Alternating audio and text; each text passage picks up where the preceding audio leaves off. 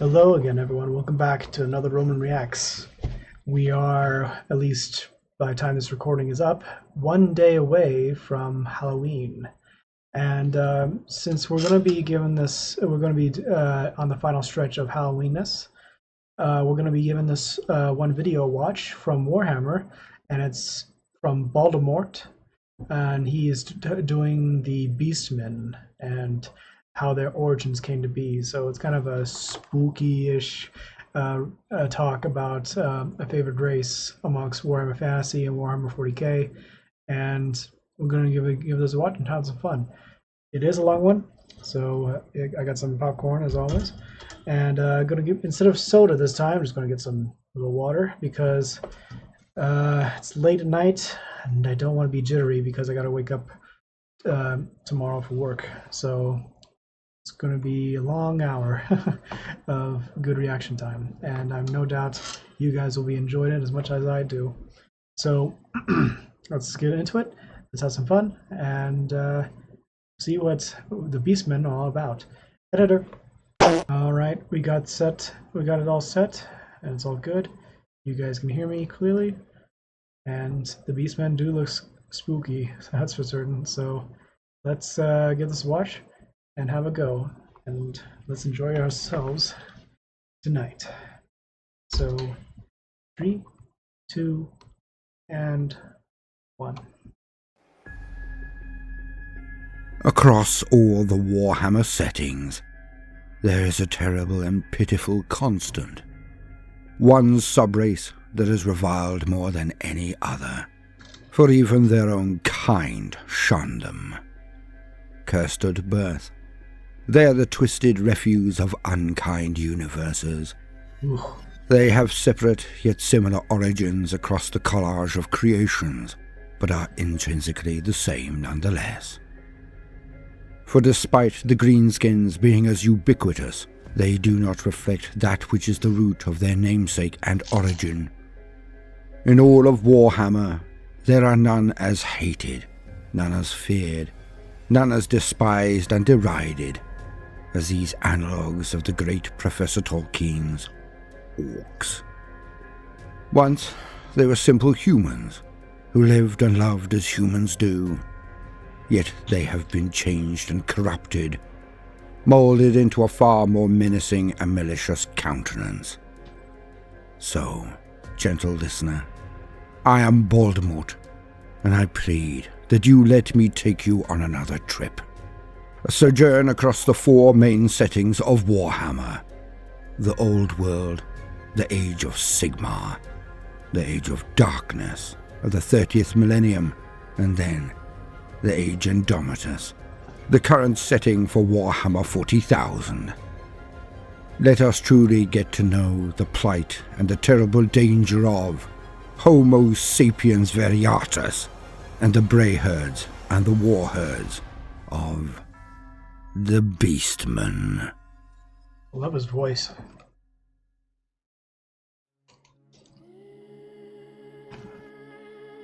Legacy. I am the shaman, the spiritual leader of our tribe. I know the songs of our people, our lines and lineages. I hold wisdom that can heal, knowledge that can burn, and I recount the truth as we see it. For not all are of accord in this matter, but those of the southern peoples, they will never understand. They did not see it as we did. They did not feel it as we did. They do not live it as we do. The soft southerners see the sun rise in the morn, the crops grow in abundance, the fields filled with lowing, plump cattle. They do not understand. How could they? They view the world through their eyes. To them, all is as it appears.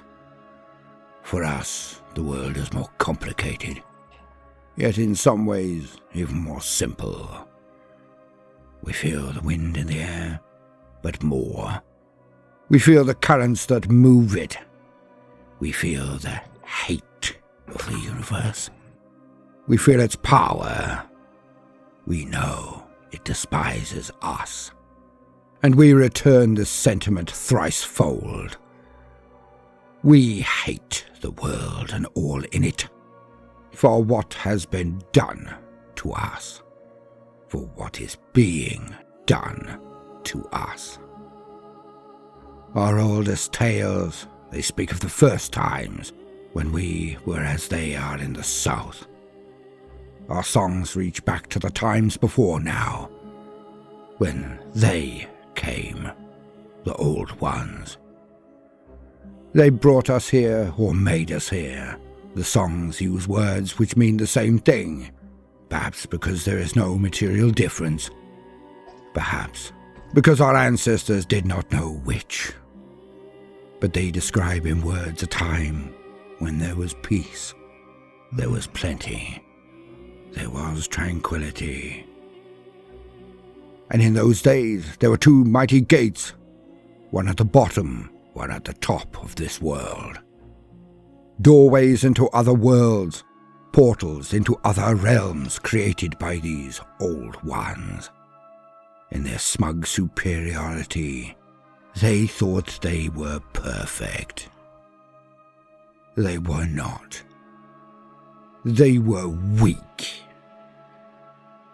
The old ones, these gods of good, who brought the races into being, were fallible.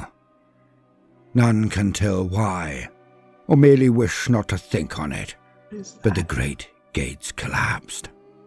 We know nothing of that which happened at the heel of the world, for we knew only the cold embrace of the north.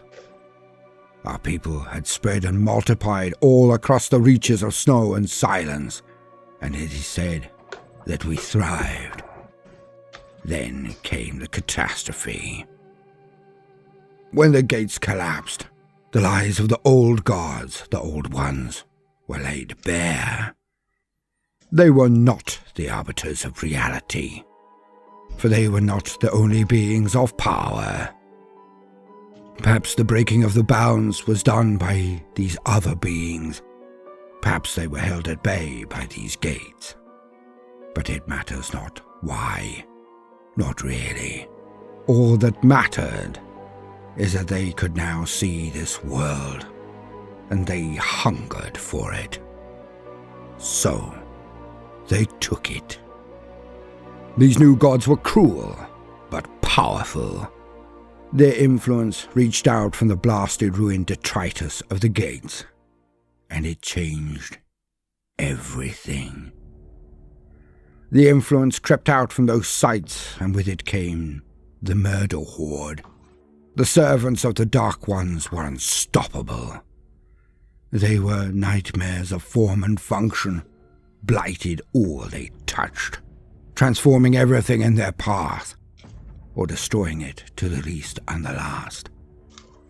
There were some amongst the tribes that fought against the rising tide, but they were fools. The Dark Ones stamped them into the dirt, and even the surviving few of these self-proclaimed heroes bent the knee when they saw the faces of their children. For the touch of the Dark Ones twisted our people from the first birth after the great catastrophe. Some recoiled in horror, attempted to burn or drown or expose their offspring. But after a few years, even such as these could see that there was no turning back. For our children looked as though part of nature, at least to us. We were the children of the land, and it was shown now in our visage.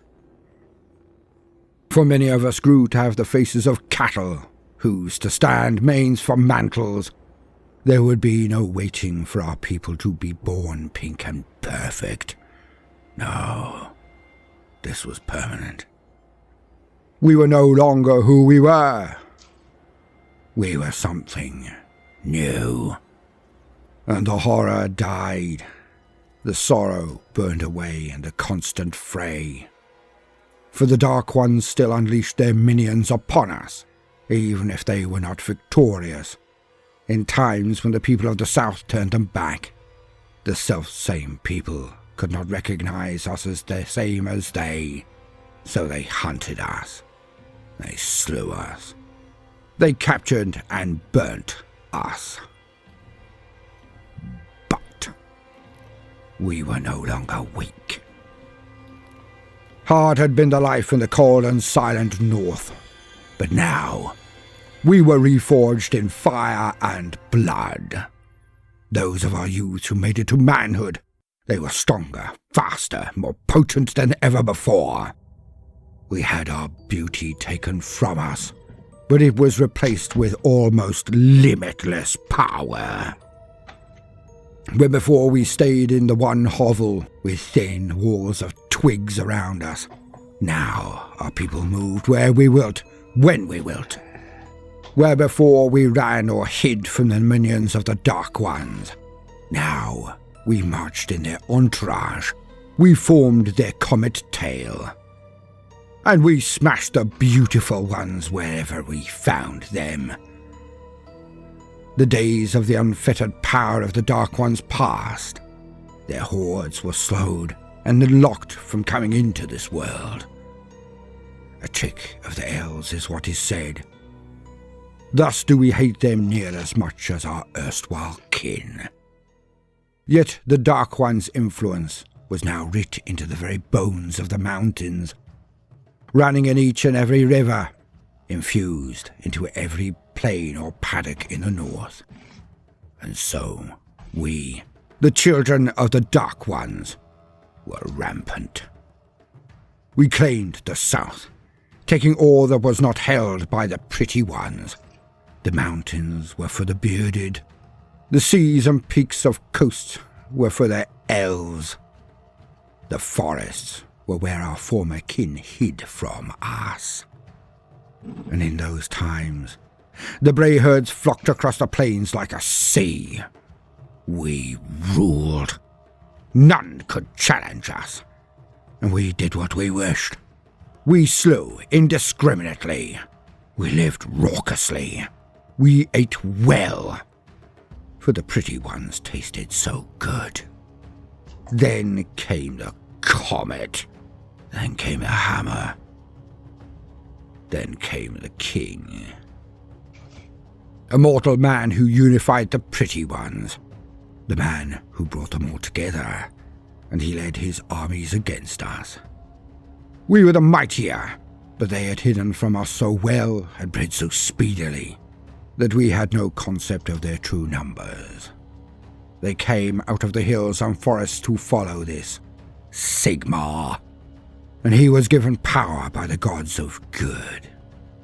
His hammer could not be stopped, and he slew war leader after war leader in open combat. And so, they took the plains, the humans did. They took the riverlands, and then they took the hills. And our places swapped. For as their numbers grew, they built settlements with curtains of rock and stone, and they forced us into the shadows, into the darkness. We stand there today, in the places where they hid from us, the darkest centres of the overgrown forests of this world. They forced us back into the cold and silent north once more, and this is why we hate. Once we were pretty, then once we ruled this world. Now we have neither. We are not fine of form. We are not rulers. Not yet. But we know something that the pretty ones do not. The elves, the dwarves, our kin of old, the humans. They think that the Dark Ones are gone. They think them locked behind unbreakable bars. But they are wrong. The Dark Ones are not defeated. Never. They are watching and waiting. One day, a great champion will come, and he will tear down the walls between worlds, and he will lead the armies of the Dark Ones back from their realm into this. And on that day, we shall stand beside him. And on that day, we shall gain revenge.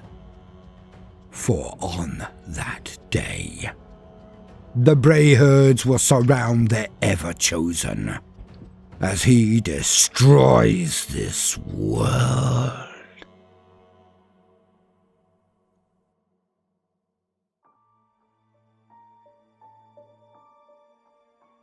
The world that was.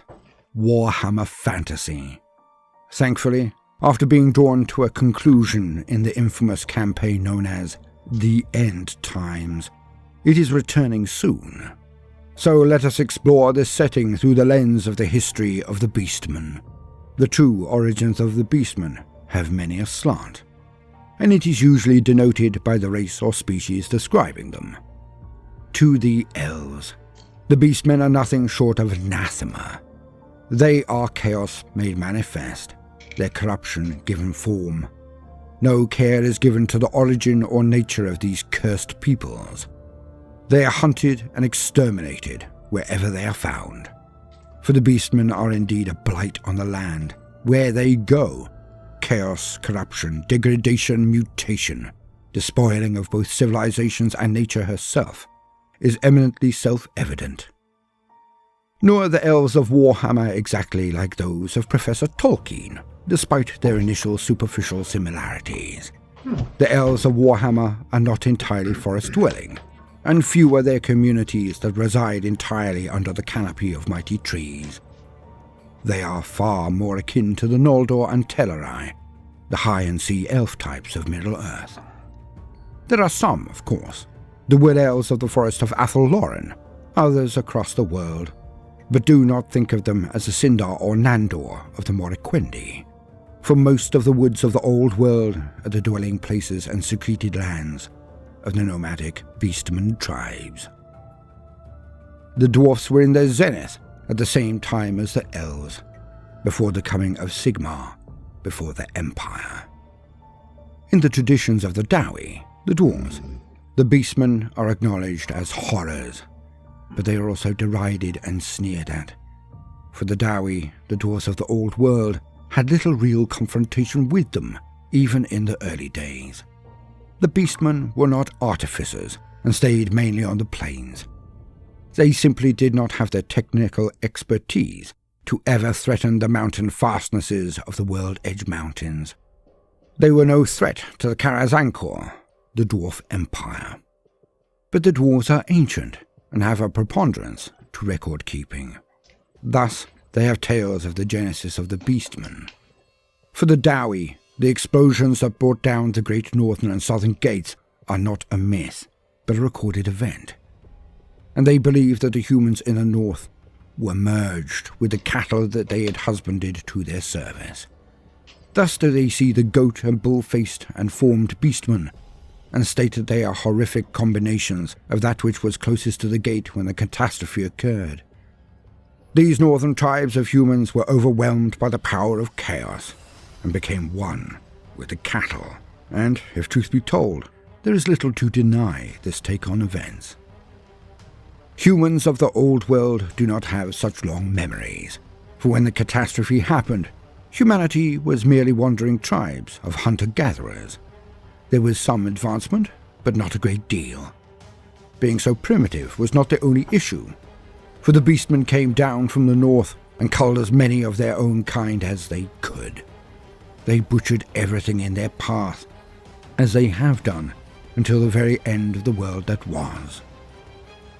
The humans hid from them, avoided them, fought them, when neither of the other options was possible. The carnage that was unleashed in the demonic invasion that erupted after the catastrophe of the gates also led to broken records, even oral, for there was no age like it. Demons roamed the land without constraint. It was only the actions of the elves of Orthwan that caused the great vortex to come into being. This magnificent spell drew the power of the winds of magic into itself. Thus, the vast majority of the power that chaos requires to manifest into the realms was drawn away into the vortex, and the Chaos invasion was stopped in its tracks. It ran out of power. Yet in the north of the world, there are the Chaos Wastes. Regions of the vortex does not strip entirely of this overwhelming of chaos power. Hence, the north will always be a place on the fringes of reality proper, where chaos bleeds into the real world and twists all it touches.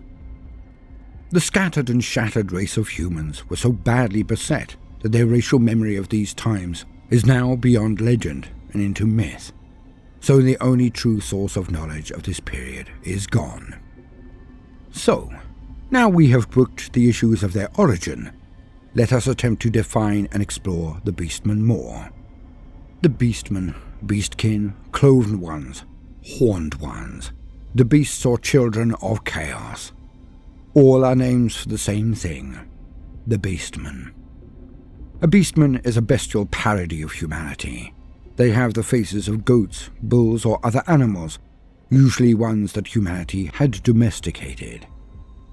There are many types of Beastmen, and a good friend, Nathan, of the Great Book of Grudges, has provided an excellent breakdown of the more rare forms. Links in the description to this video, of course.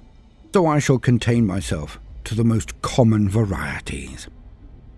Appearance and psychology. And so, as usual, let us lean on existing wisdom. To quote, Beastmen are known for possessing the heads, legs, and cloven hooves of various mammals, the most common of which are usually the heads of cows or goats, though some have been seen with the physical traits of other animals as well. Their overall body, however, is noticeably humanoid. With the chest and arms resembling that of a man, they are capable of walking in an upright position, but some have been known to walk on all fours. Their matted hair is encrusted with blood and dung, a haven for fat ticks and colonies of fleas that keep the Beastmen in a constant state of painful agitation. Due to their harsh lives, a Beastman is also naturally strong and well-muscled.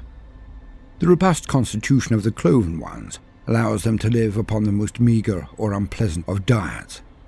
They are ultimately carnivores, preferring great chunks of meat above all. But unlike their larger Minotaur brethren, they do not care if it is infested and maggot-ridden. Beastmen are also very well known to be cannibals, who gorge themselves upon the corpses of their own kind without hesitation. Entrails, hair, horns, hooves and all, and believe that to do so is to inherit the strength of the victim. This diet of dead meat is supplemented with grubs, hairy-legged spiders, poisonous centipedes, plump blowflies, and other unsavory foodstuffs, as well as the occasional lost child or lone woodsman.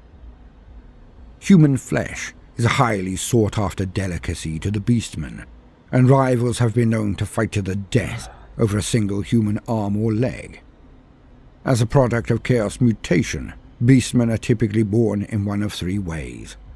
The first is generally through natural sexual reproduction between a male Beastman and the more docile and least numerous female variants of their race. The second way is generally the most well known. In this case, a child of two human parents might be born with obvious signs of mutation. Unable to cure their child of this congenital chaos corruption, the parents are forced by law to give up their child to a local priest or witch hunter, to be properly euthanized before the child grows to become a Beastman proper. However, most parents are incapable of doing such a thing, and so to both expunge the child from their lives, as well as the parents' sin, they would leave the child alone in the forest to die by exposure to the elements. By doing so, the parents consider themselves clean of the sin of infanticide, and allow the gods to take responsibility for whatever happens to their mutant child. However, such a course of action almost never kills the child, for within hours of being left in this lonely state, the crying of the tiny mutant will signal other Beastmen to come to its location. The Beastmen will take the child as their own, and in doing so, swell the numbers of their tribes even further. The third way a beastman is born is when an adult human is transformed into a beastman at some point later in their life. Such a situation is a painful process which results in the human gaining many bestial traits. Jeez. Neither fully human nor fully beastman, these creatures known as turnskins are never truly accepted in either human or beastman societies. Psychology. All beastmen are surly and mean-spirited, for they know they are destined to live a short, brutal life of squalor, suffering, and pain. When their blood is up, and the foul-smelling breath snorts from their gore-stained snouts, the beastmen become belligerent and bellicose in the extreme, every gesture or glance brimming with hostility. The atavistic fury that each beastman harbours within their soul is always but a moment away from the surface, and it is this rage that gives the beastmen much of their unholy strength on the field of battle. Bitterness and spite simmers in the heart of every beastman.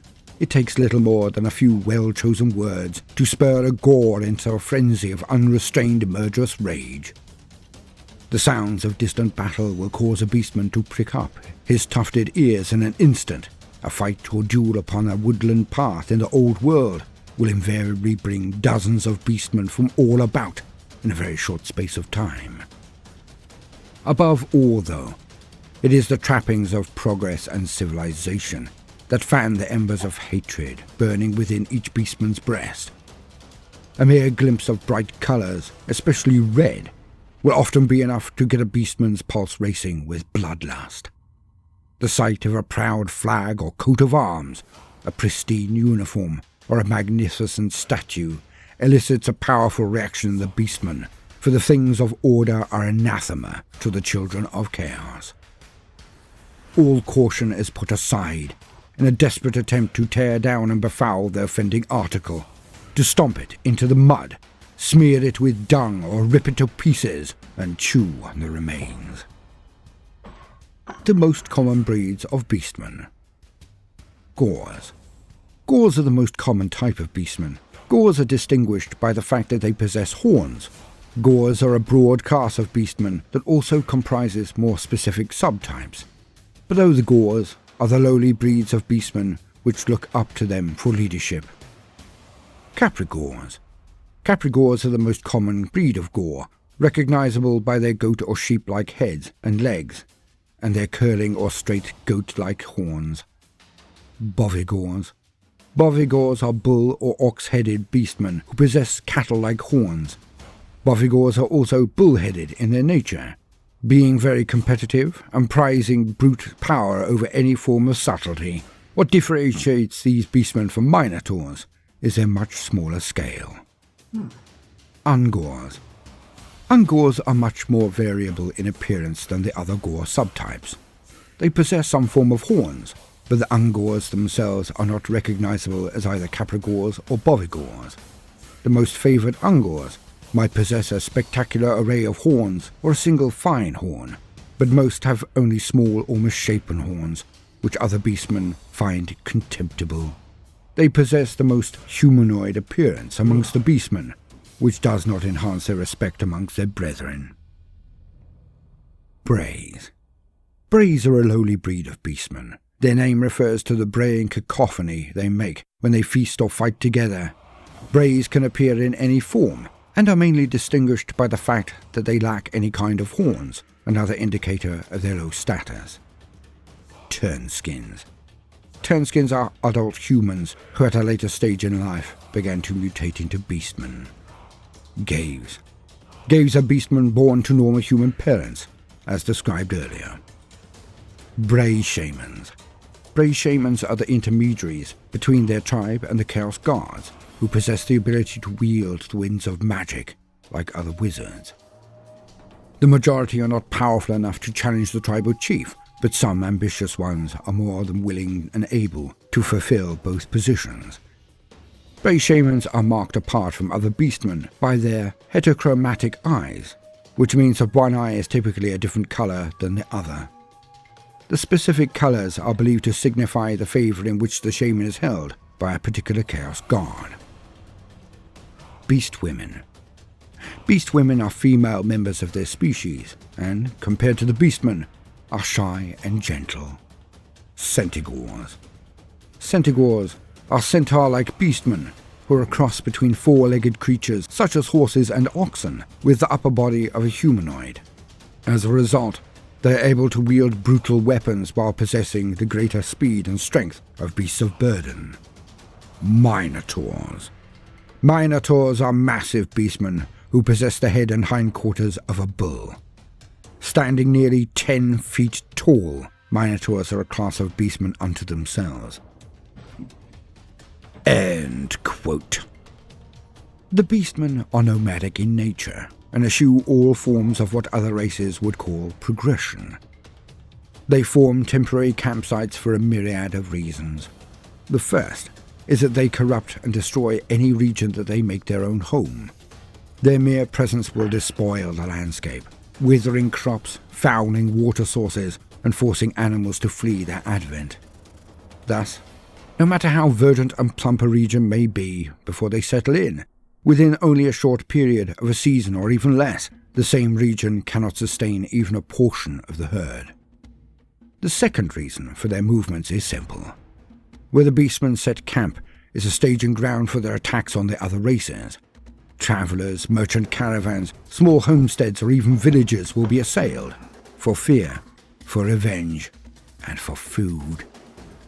Any near an encampment of beastmen will be all too aware of them very soon, and when this happens, it is often never too long before musters are called in response. The armies of humanity, Dowie or elves, are often more than a match for the disorganized and tribal war herds. If caught unawares by disciplined forces, with artillery, magic wielders, archers, and well-drilled cavalry and infantry, the beastmen can be corralled and then exterminated. It is never easy. It is never without its cost in blood. But it can be done. And all of the denizens of the old world know better than to allow a beastman enclave to be a carbuncle on their county, country, or fiefdom. Hence, the beastmen must move regularly, if for no other reason than this. Of course, the last reason is equally simple. The region they infest, where they will be attacking all around, these are called the blood grounds. The eating of warfare from one region may get stale. The warherds are beings of rage and consumption. If they tire of the adversary or delicacy in that blood ground, then they simply up sticks and make a new one by moving on. When the herd moves, it is usually along what are known as beast paths. The beastmen have been hiding in the forests for a long, long time, but they are not naturally attuned to them. Where an entire phalanx of wood elves could slip from one woodland to another without trace, the beastmen just stampede in a direction. They crush and stomp everything in their way, causing these beast paths to be easily discerned and followed. Yet, it is few that will venture into the centre of the forest to deal with them. The beastmen only value strength. Thus, much akin to the greenskins, it is the most violent and powerful of their kind who lead. All orders are backed by the threat of unspeakable levels of violence. The only status that can be gained in the beastmen is by virtue of arms alone. When two tribes bump into each other in the beast paths, then a display is given by each of the tribal leaders. Most often, the issue devolves into a vicious conflict between the two. The chief who wins can then either absorb the herd of the loser, or may just decide to wipe them from the face of the earth. Nobody can tell which will be the choice until the battle is won. Beast tongue. To quote, like the Skaven, the beastmen have a difficult time forming the words of the dark tongue of chaos with their malformed bestial mutant maws. As a result, they use a crude mixture of dark tongue, body movements, grunts, clicks and pops, collectively called the beast tongue.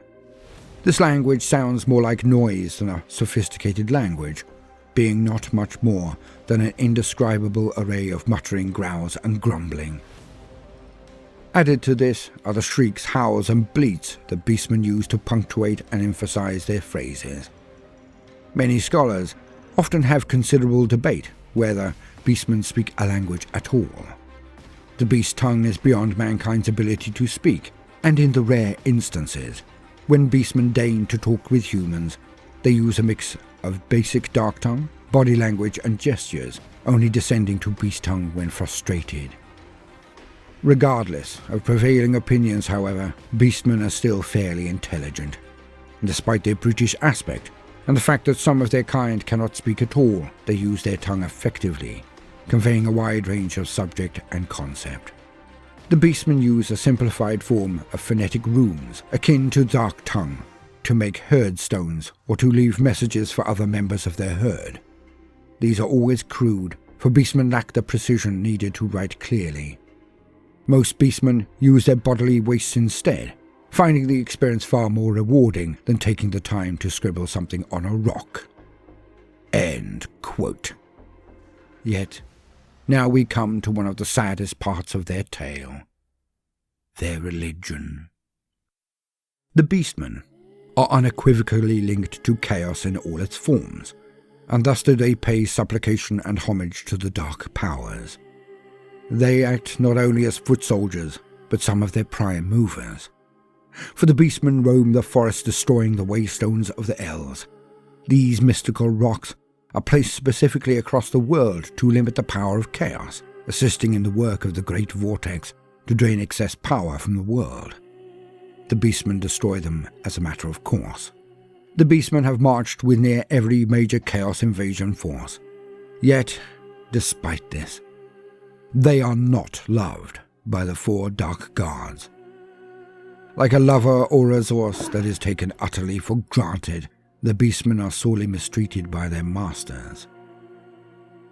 Garros Warhoof, sire of 1,000 young, Kazrak One-Eye, Malagor the doom of mankind, Moonclaw, son of Morsleep, Murgar, master of skulls, the Shadowgrave, Moloch Slugtongue, Torox, Ungrawl Fourhorn, and mighty Gorthor, greatest beast lord of them all. Impressive names, aggressive titles and exploits, yet not one of them was truly loved by the dark powers of chaos. Jeez. To my knowledge, there has never been an ever chosen from their kind.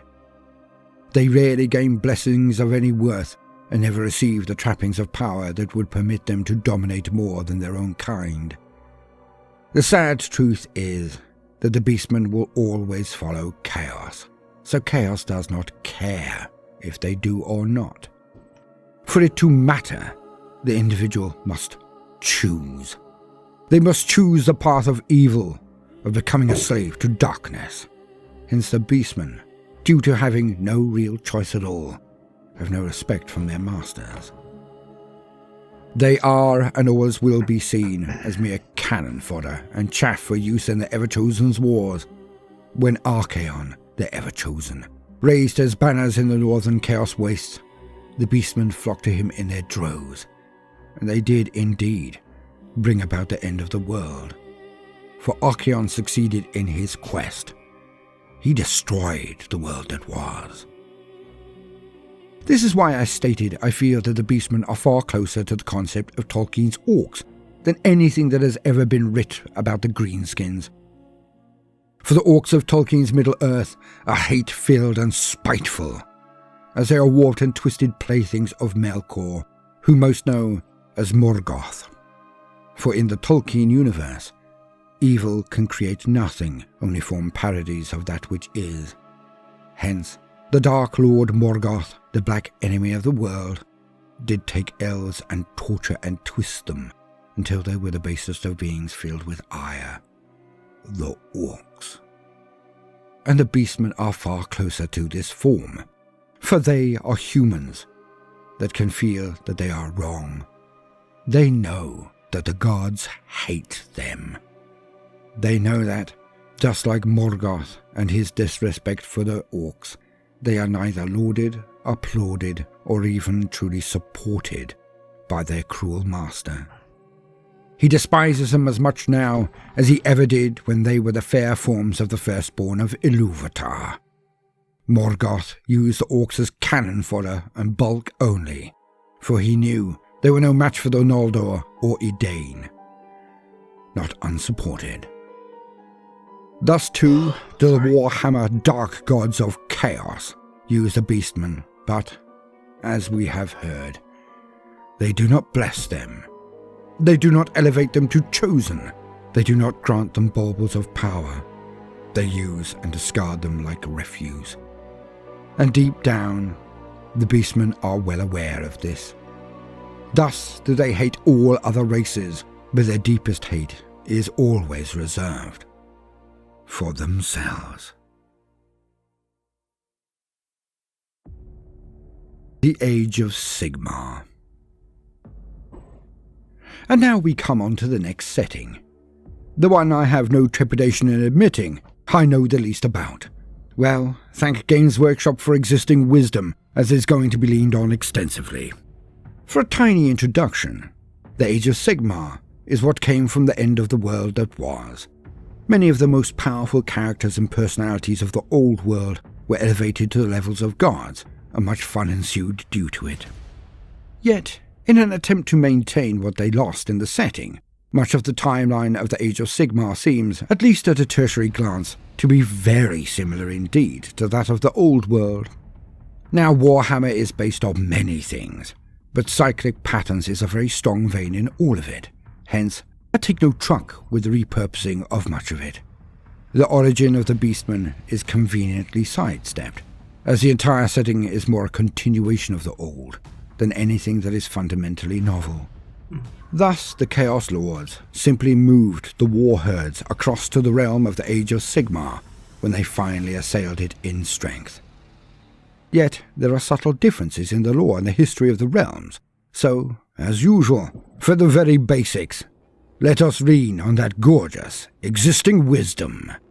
To quote, "How the Beastmen came to exist in the mortal realms is unknown.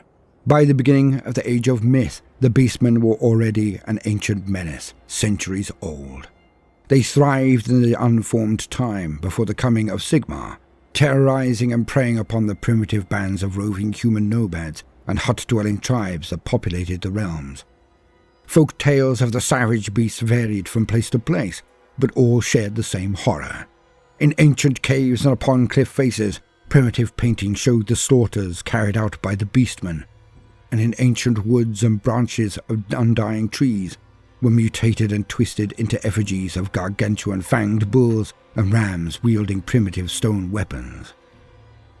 Within the realms, scholars have proposed three major theories as to the origins of the rise of the Beastmen: the legend of the Alpha Progenitor, the fable of the Warping Wilds, and the Corpus Chaotica postulate.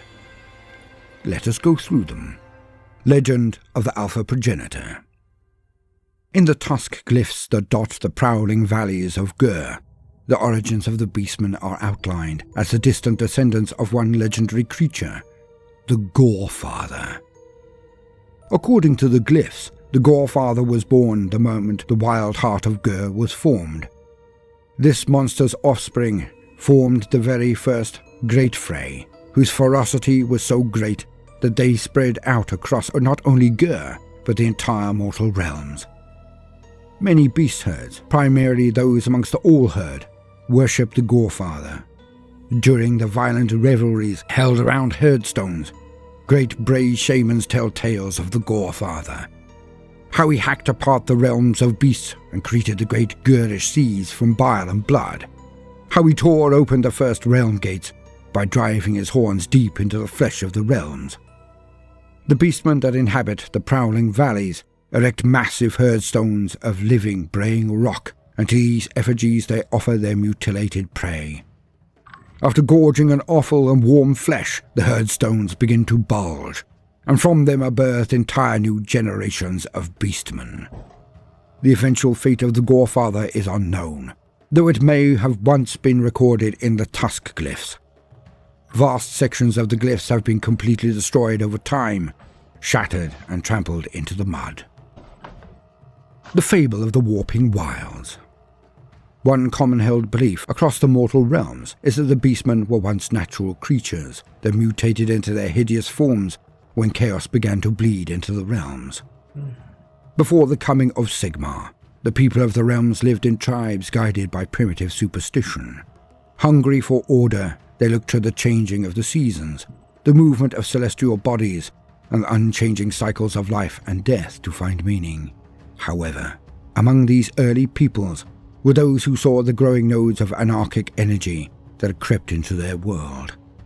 These individuals were stricken by prophetic nightmares, gifted with magical powers, or cursed by deformity. Some were cast out from their communities, others isolated themselves by their own will, and others still remained among their kin and allowed their deviations to spread.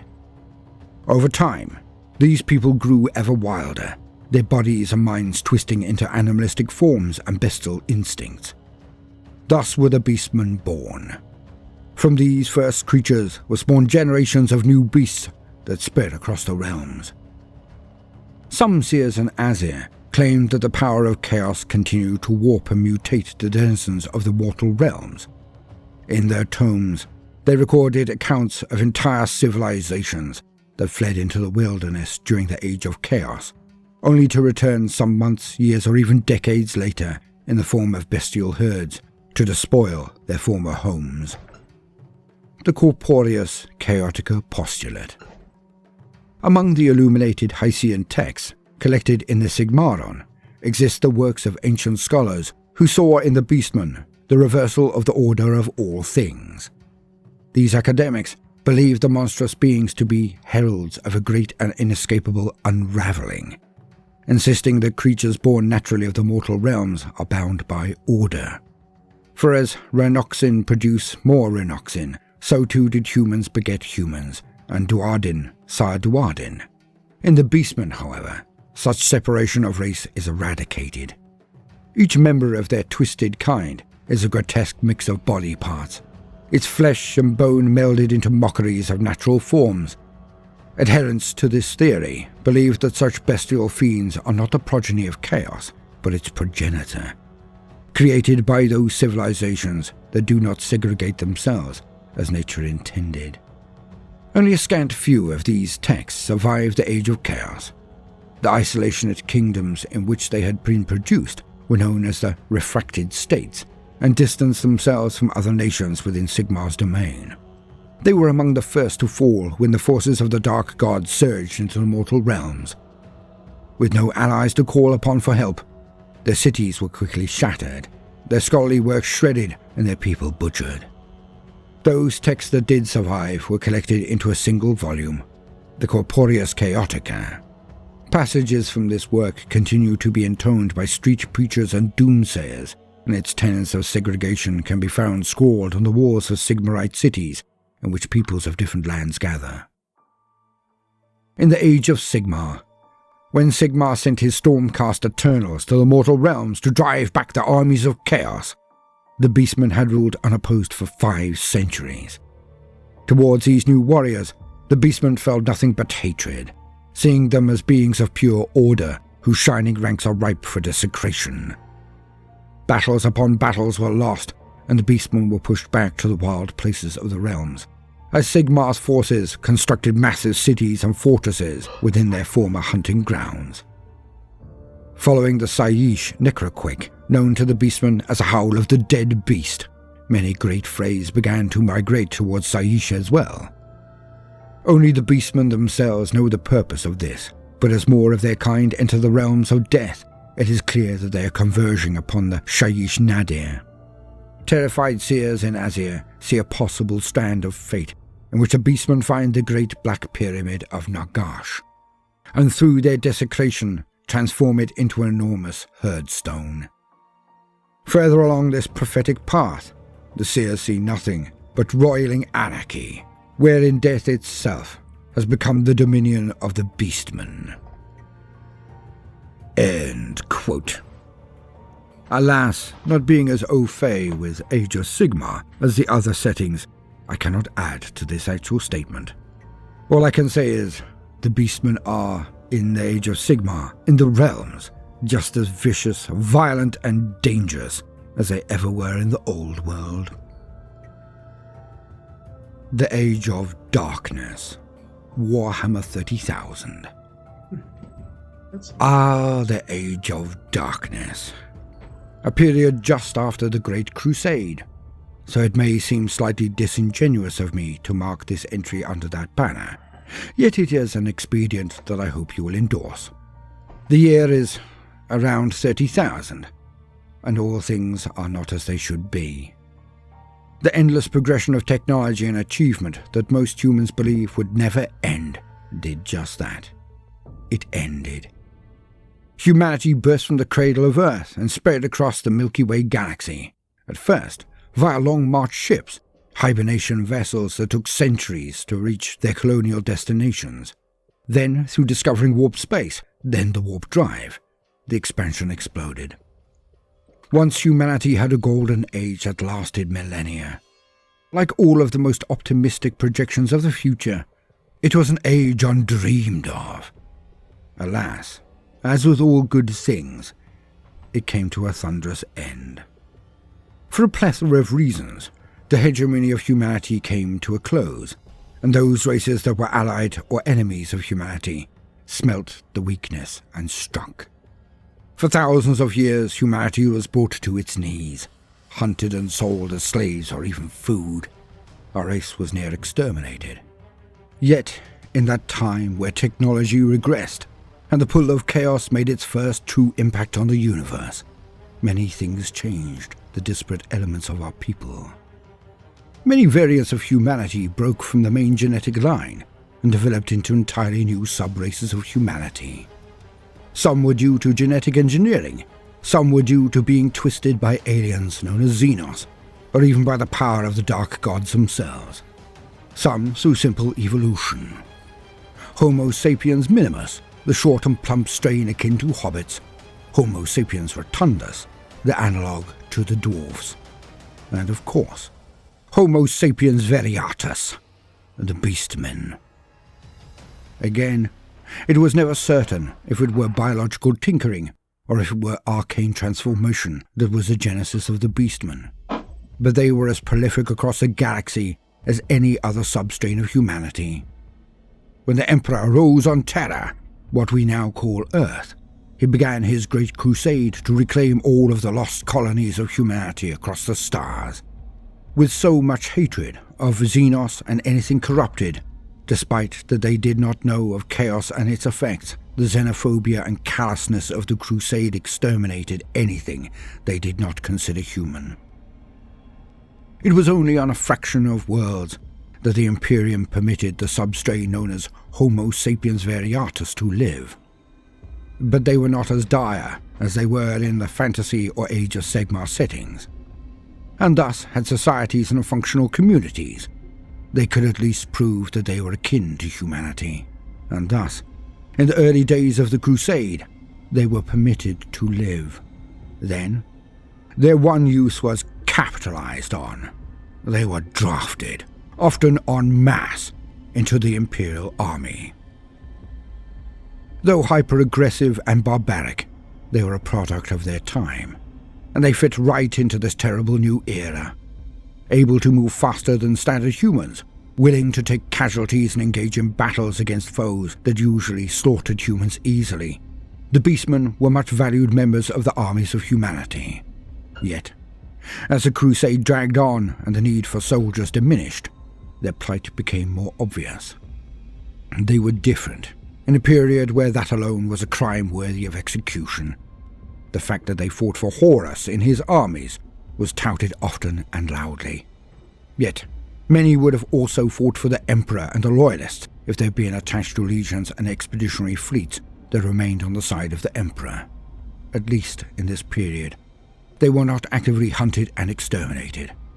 Being tolerated is bad enough for most, but it is infinitely preferable to genocide. The Age Indomitus, Warhammer 40,000. In the grim darkness of the far future, it has been 10,000 years or more since the Horus Heresy, unbroken millennia of human dominance of the galaxy. Alas, the reality of this for Homo sapiens variatus has not been kind. The stigma of the Horus Heresy and Siege of Terra, and their natural difference to baseline humanity, has been a cause of their ghettoization and then, in many cases, their extermination. Though one or two exceptional individuals can overcome these issues, the vast majority of Homo sapiens variatus are viewed as mutants. But this is unfair, as they have as little actual genetic variation amongst their bloodlines as any standard human does. Hence, they're not actually mutants at all. Yet, their appearance, their countenance, is enough in most instances. And as time passed and the humans of the Imperium were increasingly convinced of their own superiority, the need for such beings has, in the eyes of many an inquisitor or planetary governor, ceased to justify their existence. Thus, most of their kind have, by this point, been turned to chaos. Whether this was due to an intrinsic link to their form, as they could indeed be the repercussion of warp taint, or due to being hounded out and slaughtered by baseline humans, it probably varies from group to group. Yet now, in the Age Indomitus, there are very few remaining that have not gone over wholly to the worship of the Dark Gods. As vanguards in Chaos raids or boarding actions, the only time a standard human will interact with a Homo variatus is when they are about to be torn apart by them. Alas, this has meant that their devotion to chaos has brought them further mutation and change. Some are so specifically bound to a chaos god that they are now irrefutably nothing but extensions of that patron god's will. There are the blood gores, who worship Khorne. There are the pestigores, who are bound to Grandfather Nurgle. There are the slangores, who hold to Slanesh. But by far the most numerous, or so it seems, are those who have sworn their existence to the Lord of Change, Tzeentch. And these are called Zangors. To quote, Zangors. A Zangor is a type of abhuman mutant known as a Beastman that serves the chaos god Tzeentch. True to the changer of the ways, the Beastmen of Tzeentch are specifically variable, bright of coloration and sharp of intellect. Their beaks clack as they chant blasphemous refrains in the dark tongue, gimlet eyes glowing in their aquiline skulls. Their hunger for knowledge stems from a desire for power, and even in battle, they look to transcend their base existences by seeking out arcane artifacts and priceless sorcerous texts. In serving sorcerous masters, usually of the Thousand Sons Traitor Legion, they may earn the chance to elevate themselves above their earthly stations, but in truth, such occasions are rare, for a streak of cruelty lurks within the warlike souls of every Zangor. When given the opportunity, they will take out their ire on those who oppose them in inventive displays of blade work, or when they put aside their artistic pretensions for the gratification of raw brutality, a gory display of violence. History. The origins of Zangors are as varied as their appearance.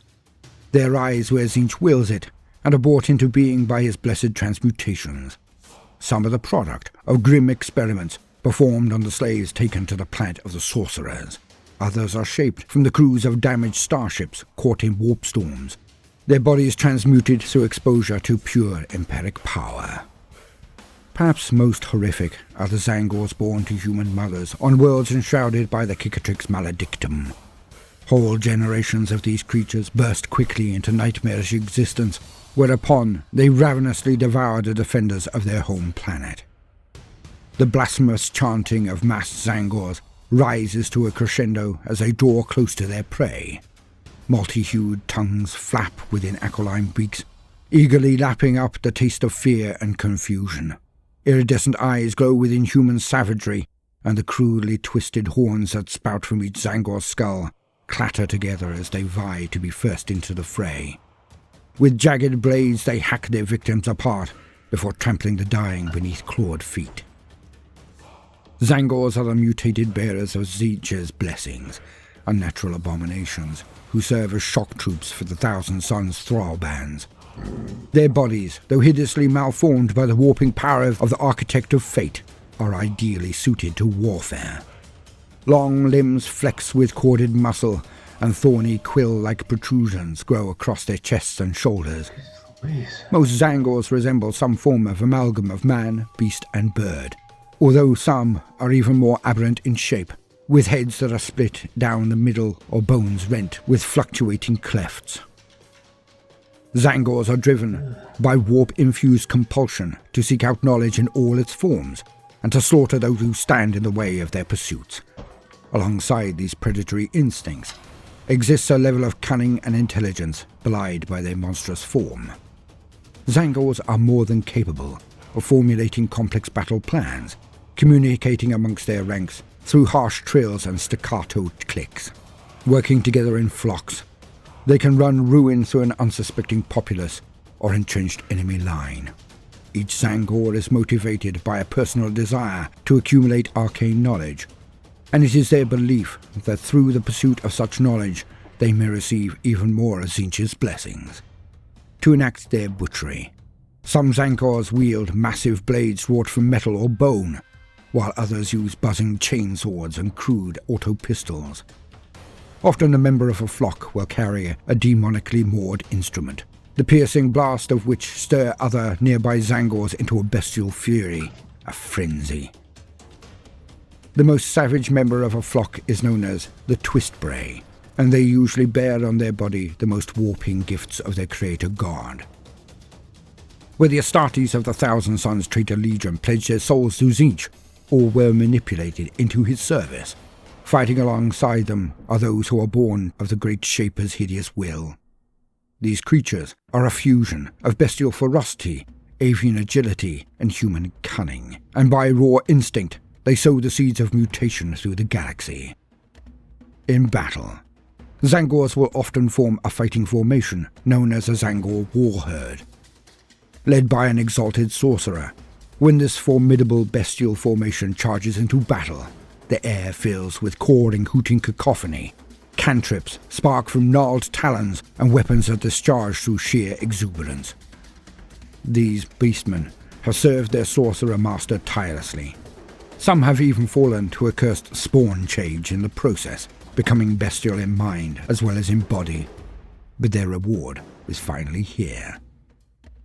Zangor warherds are given the spoils of the corpse harvest, cadavers to make into grotesque puppets, body parts for the stewing of vile witches' brews, and sparkling jewels with which to adorn their jutting horns and feathered anatomies.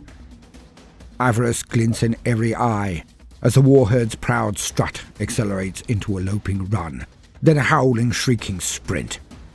Those in their path will be torn apart and worn as bloody trophies by day's end. Zangor Enlightened.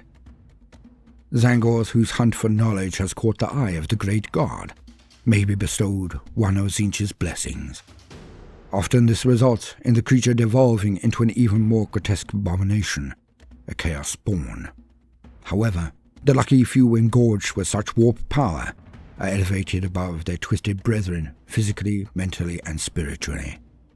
They exist in a state of constant communion with Tzeentch, and through him they see the shifting strands of fate converge and separate. The Zangors view the enlightened as paragons of warfare, and the destiny towards which they all must progress. Enlightened soar above the battlefield on discs of Tzeentch, riding the streams of fate as a raptor would ride thermals. Even the sorcerers of the Thousand Suns respect these creatures, for their savagery is seen as one of Tzeentch's many esoteric tools. Constantly aware of the flow of causality, Enlightened can see where and when their strikes will cause the most damage. The divining spears some carry are tuned to predetermined victims, emitting humming reverberations that grow louder as they near their targets. Other Enlightened wield fate-caster great bows, strung with ectoplasmic cords that send ensorcelled arrows on deadly paths. Lastly, some carry chainswords and auto-pistols, used in their past lives as human heretics, for these were the tools by which they first achieved glory before Tzeentch. Zangor Shamans. Zangor Shamans are the most exalted of their mutated kind. They are the oracles and prophets, and they preach to their ilk atop flying discs of Tzeentch. Their psychic mastery is born not of endless study, but of singular devotion to their god, and is unleashed upon their foes amidst ritual chants in the fathomless language of the Zangors. It is with the shamans that the sorcerers of the Thousand Suns make their fell pacts, though these sorcerers are ever wary of the deals they make. The shamans serve the fickle will of Tzeentch above all else. On the planet of the sorcerers, shamans lead herds of their kind on long pilgrimages across the constantly shifting warp wastes. These massed migrations follow lines of power that wind across the planet's crust, converging on sites where the roiling etheric energy is at its thickest. At these sites, they raise great flux cairns, megaliths inscribed with glyphs and runes and shaped in symbols sacred to Tzeentch, which serve as repositories for the arcane knowledge stolen and despoiled by the Zangor tribes. The shamans use these to channel Tzeentch's power through real space, by erecting duplicate monoliths in the jungles and barrens of other worlds. The longer each simulacra remains in place, the more its warping influence bleeds into the planet on which it stands, transforming the world and preparing it for a full-scale invasion. And so, gentle listener, in the end, we see the tragic course of the Beastmen across the settings, for they are victim to the three roots to chaos, to evil. Some are chosen by chaos, some choose chaos, and some have chaos chosen for them. But inevitably, it matters not the how or why of the matter, for nobody will care what brought the Beastmen to their door, just that they now stand before it, cruel weapons in hand.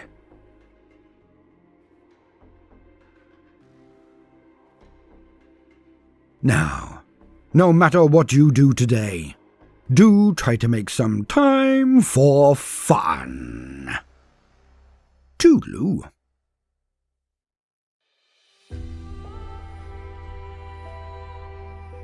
Jeez Louise.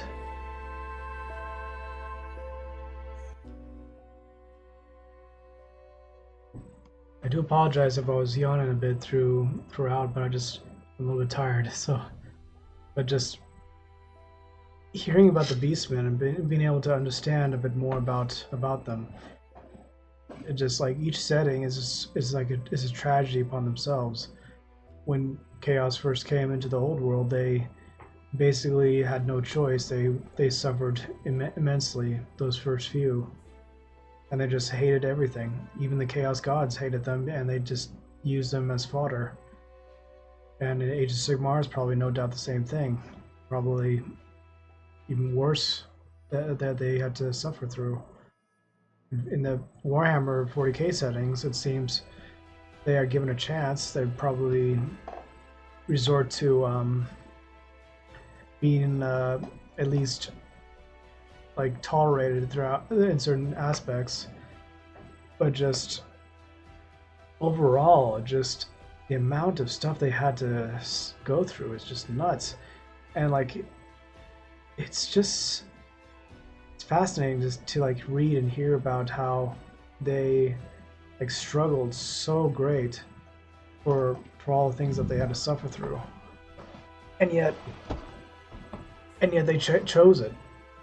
They chose this life to become chaos aligned to make others suffer as they have suffered. That's just crazy how they just managed to get through all that. Just how decadent and how evil they were, and how they could have changed and how they had changed. What I'd really like to know more about is like the different gores, like the gores for Khorne, the ones for Nurgle, the ones for Slaanesh. I'm curious about like how they'll be looking in the future, because they have the feature the Zangors so heavily. Maybe it's just a thing with Games Workshop and whatnot, and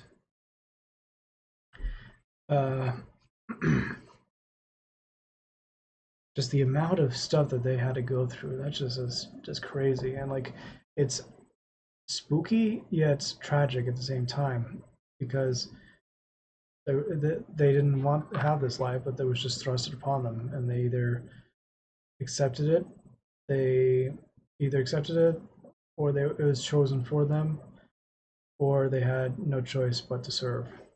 And that was quite something else with hearing about what they had to go through and just understanding what the Beastmen used to be, and then how they were once humans and tragically got succumbed to chaos and whatnot.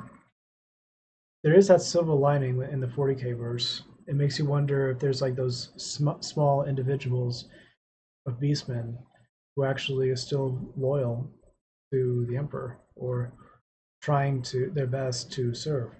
So I'm very curious as to how that will be played, and how maybe someday there will be some who do like stand out.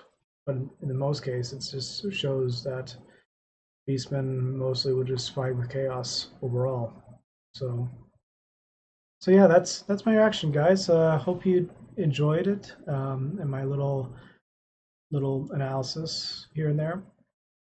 And I do hope to see more stories involving with the Beastmen, and like if there's any leaders that like stand out in the other settings, or maybe we'll just learn as we go on. So, but yeah, hope you enjoyed, guys. Hope you had a good time with this, and if you stayed for this long as you had, bless you for doing that. So, as always, thanks for watching, guys. Thanks for coming on by, and as always, Romans, salute.